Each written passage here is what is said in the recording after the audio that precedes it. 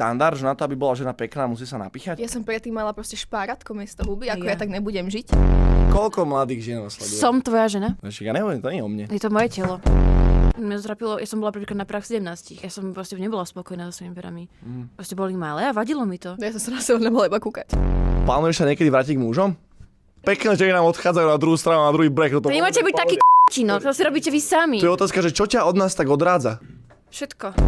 Na prvom rande platíš za čajku. Ale však veď preukáž niečo. Gentlemanstvo. Ideš na večeru. Ale prečo gentlemanstvo? Lebo si chlap, tak buď chlap. Ale mne to príde, však ja mám rada, keď sú nejaké tradície, už, že vy sa meníte na čajočky, mám pocit.